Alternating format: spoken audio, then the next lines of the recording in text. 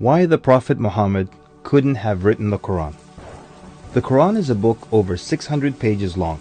It covers a wide range of topics and was revealed bit by bit over a period of 23 years.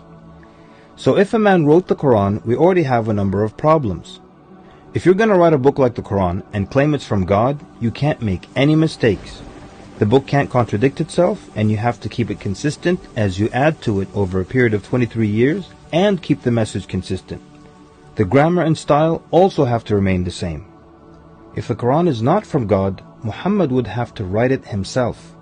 That means in the middle of the Arabian desert, with no books around and being illiterate, he would have to know law, civil rights law, criminal law, family law, labor law, military law, personal injury law, real estate law, and tax law. He would have to know history. With little to no Christian presence in Mecca, he would have to know the stories and events in the lives of the prophets before him, the history of past nations, Judeo-Christian religious rulings, and he would have to know it well enough to somehow offer additional information and details not found in those books. He would have to know how to develop a nation, how to start a government, know about worship and purification, invent dietary laws, know psychology, about raising children, arbitration, distribution of wealth, finance, and business. In the area of science, he would have to know embryology, oceanography, about plate tectonics, cloud formation, UV rays, know about plants, mountains, bees, the human brain, the Big Bang, and the expansion of the universe.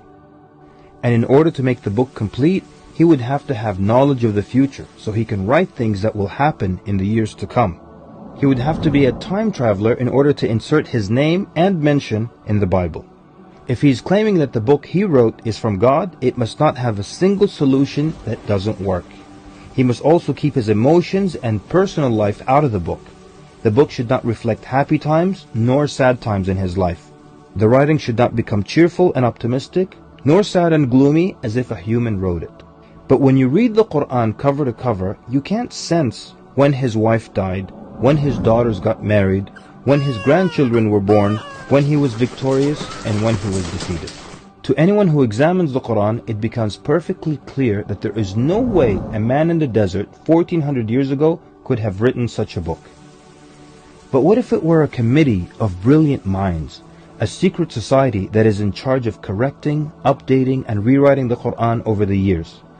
Their job would be to make sure that the book appears to be accurate, has no mistakes or contradictions, and to keep updating it to agree with science and the changing world. If that were the case, then there would be other versions of the Quran. Due to edits and improvements, we would have new edited versions and old versions with mistakes.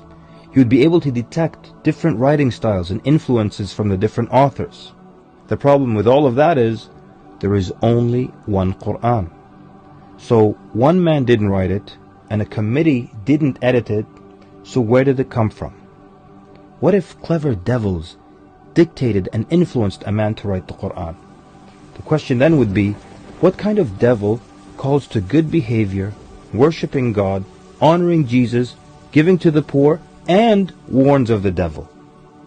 Any way you analyze the Quran, you come to a clear conclusion. It could not have been written by a committee, a devil, nor the Prophet Muhammad.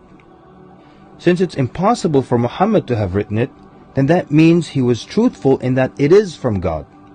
If it is from God, that means he was a genuine prophet. And if he's a genuine prophet, then his message should be heeded and obeyed.